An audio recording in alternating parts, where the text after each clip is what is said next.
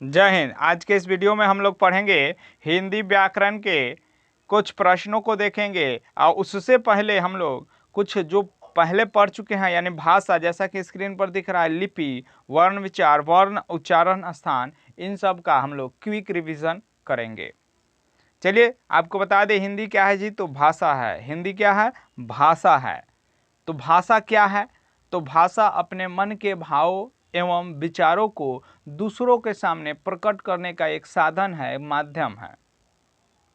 फिर आता है कि लिपि क्या है? तो इसी भाषा को लिखने की जो ढंग होती है, विधि होती है, उसी को हम लोग लिपि कहते हैं। बहुत सारे भाषाओं के कुछ लिपियों के बारे में पढ़ाया गया है। आप अभी तक हमारे चैनल पर विजिट नहीं किए हैं तो वहाँ पर जाइए और लिपि, भाषा, व्याकरण, वर्ण, उच्चारण स्थान, इन सब के बारे में जाकर वहाँ से पढ़ सकते हैं। फिर आगे हम लोग पढ़ें कि हिंदी व्याकरण को 4 भागों में बांटकर पढ़ा जाता है। वर्ण विचार, शब्द विचार, वाक्य विचार और छंद विचार। उसमें हम लोग पहला पार्ट यानी वर्ण विचार पढ़ चुके हैं। उसमें हम लोग जनरली वर्ण के बारे में पढ़े हैं कि वर्ण क्या है जी। तो वर्ण उस मूल ध्वनि को कहते हैं जिसका हम खंड या टुकड़ा नहीं कर सकते हैं। फिर वर्ण को 2 भागों में बांटा गया है, व्यंजन वर्ण और स्वर वर्ण। पढ़े हैं कि स्वर जो होता है, स्वर को 2 भागों में बांटा गया है, एक संयुक्त स्वर होता है और एक मूल स्वर होता है। फिर हम आपको बताए हैं कि मूल स्वर को 2 भागों में बांटा गया है, एक तो होता है हर्ष स्वर और एक होता है दीर्घ स्वर। फिर उसके बाद में हम लोग पढ़े हैं कि व्यंजन जो वर्ण होता है इसको भी बांटा गया है, स्पर्श व्यंजन होता है, अंतस्थ व्यंजन होता है, ऊष्म व्यंजन होता है। फिर कुछ संयुक्त वर्ण भी पढ़ाए हैं। फिर उसके बाद हम लोग पढ़े हैं उच्चारण स्थान। उच्चारण स्थान क्या है जी? तो हमारे मुंह के जिस भाग से जिस वर्ण का उच्चारण होता है उस भाग को हम उस वर्ण का उच्चारण स्थान कहते हैं। इसके भी सूत्र कुछ बताया गया है, जैसा कि आप लोग नहीं जानते हैं तो पीछे वाले वीडियो में जाकर देख सकते हैं। इस पर आधारित कुछ हम लोग प्रश्न देखेंगे। जैसा कि आपको स्क्रीन पर दिख रहा है, सबसे पहला प्रश्न है, कह रहा है क का उच्चारण स्थान है। तो आपको बताए हैं अकुह विसर्जनयानम कंठ। कंठ, अकु मतलब कवर्ग जितने भी हैं उसका उच्चारण कहाँ से होता है जी? तो कंठ से होता है। तो हमारा आंसर क्या हो जाएगा जी? तो कंठ हो जाएगा। आई होप कि आपको ये समझ में आ रहा होगा। इसको थोड़ा सा बड़ा कर दिया जाए।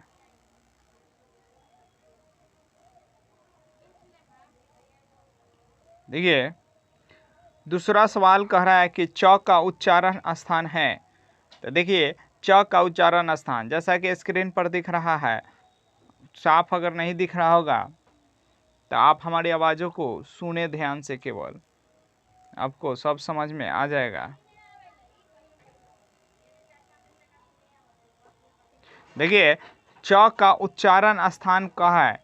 तो हम बताए थे सूत्र में इचु यशानम तालु। तो ई चू, चू मतलब चवर्ग हो गया, चू मतलब चवर्ग हो गया। तो ये सब कहाँ से है? तालु से है। तो इसलिए हमारा आंसर जो होगा क्या हो जाएगा जी? तो ये तालु हो जाएगा।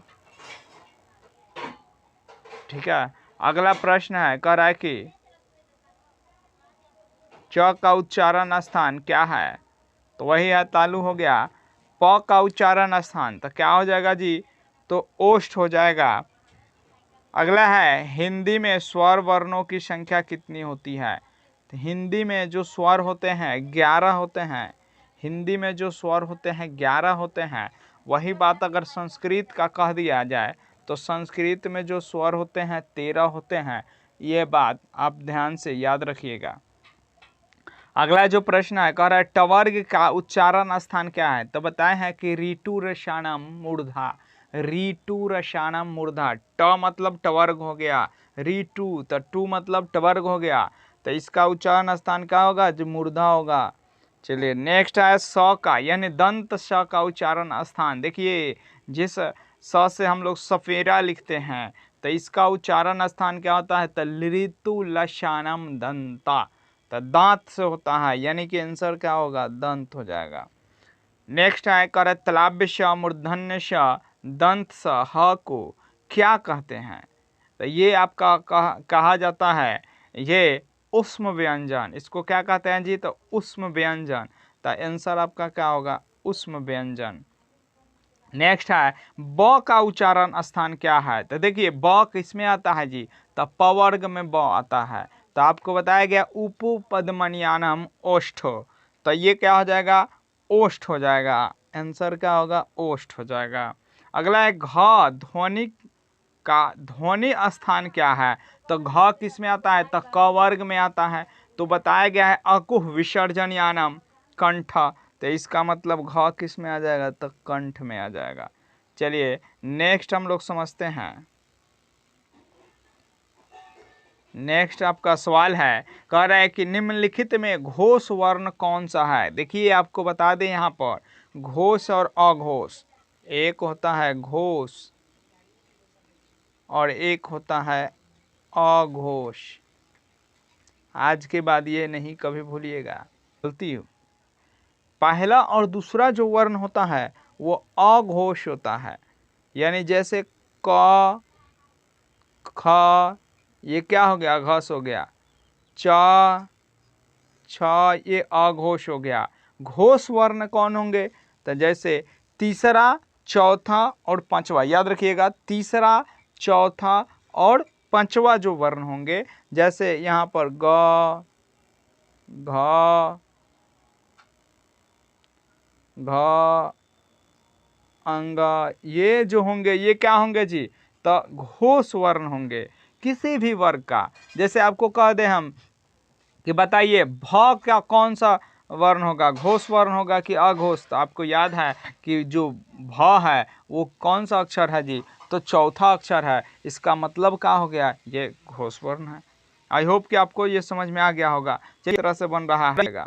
चलिए अगला करें, यदि ए के बाद कोई भी भिन्न स्वर आए तो ए किसमें परिवर्तित हो जाता है, तो ए अय बन जाता है। ए क्या बन जाएगा जी, तो अय बन जाएगा।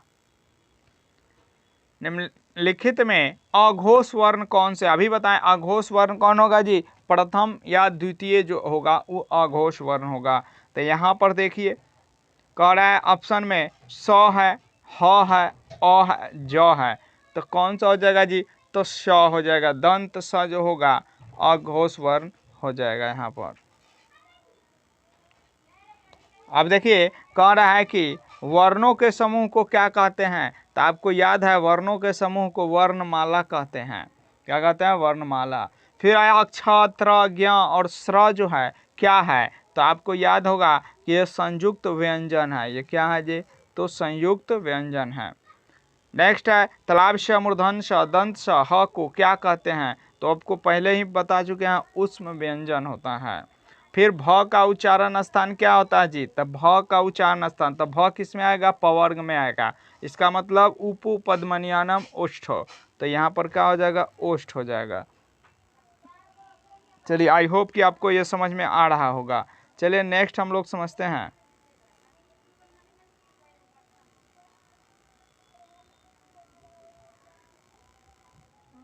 हाँ ये प्रश्न कर रहा है त वर्ण का उच्चारण स्थान क्या है, तो त किस में आएगा, तवर्ग में आएगा। तवर यानी लीतु ऋतु, लिरितु, तु मतलब त्वर, ऋतु लशनम दंत, यानी क्या हो जाएगा, दंत हो जाएगा।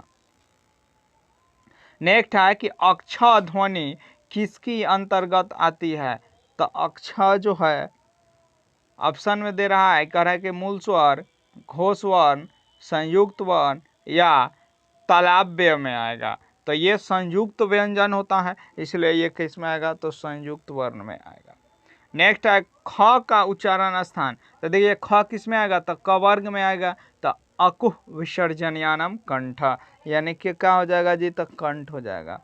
नेक्स्ट है कह रहा है, कह रहा है कि घ का नहीं मूर्धन्य स है, तो मूर्धन्य श का उच्चारण स्थान, तो इसके नाम से ही इसका उच्चारण स्थान है कि मूर्धन्य कह रहा है, यानी कि मूर्धा।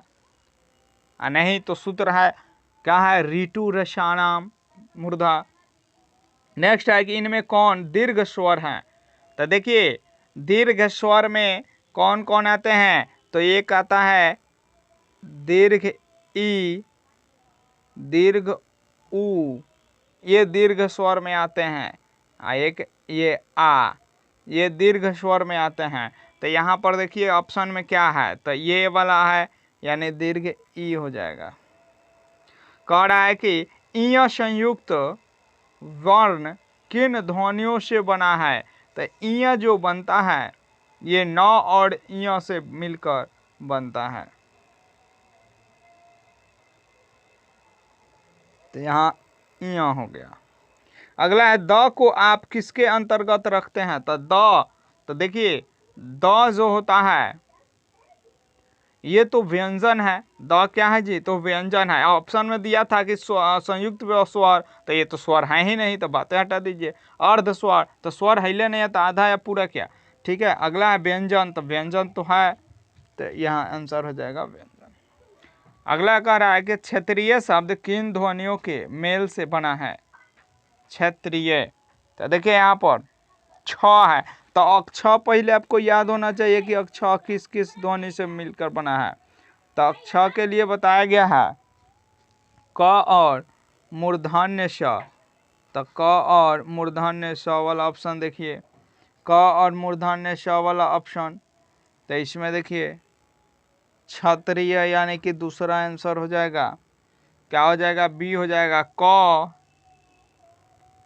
हो गया, मूर्धन्य श हो गया, उसके बाद ए है, तो ए हो गया।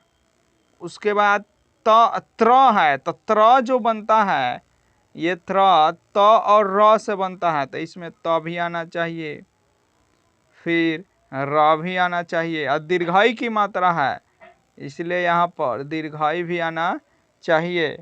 उसके बाद य है, तो य लिखेंगे इस तरह से, इसमें हलंत लगाएंगे, फिर अ लिखेंगे। आई होप कि आपको ये समझ में आ गया होगा। नेक्स्ट है प्रश्न, कह रहा है कि अक्षर वर्ण में कौन से दो व्यंजन मिलते हैं। तो अभी तो समझा दिए हैं कि क होता है और मूर्धन्य श होता है। देखिए अगर मूर्धन्य श में हलंत लगा देंगे तो फिर अ लिखना पड़ेगा, नहीं लगा है। चलिए ऑप्शन के अनुसार से आपका सही आंसर हो जाएगा बी। आई होप कि आपको ये समझ में आ गया होगा। इसी तरह से हम लोग अब संज्ञा पढ़ेंगे, सर्वनाम पढ़ेंगे, और फिर उस पर प्रत्येक चैप्टर ख़त्म होने के बाद उस पर सवाल जो भी होंगे उसको देखेंगे। इससे आपका रिवीजन भी हो जाएगा। अगर अभी तक आप हमारे चैनल को सब्सक्राइब नहीं किए हैं तो सब्सक्राइब कर लें, लाइक कर दीजिएगा और शेयर करना मत भूलिएगा। अगर कहीं भी डाउट हो तो कमेंट करके बताइए, आपका समाधान ज़रूर होगा। चलिए तब तक के लिए बने रहिए इसी चैनल पर, यानी स्टडी ट्रेंड्स पर। धन्यवाद।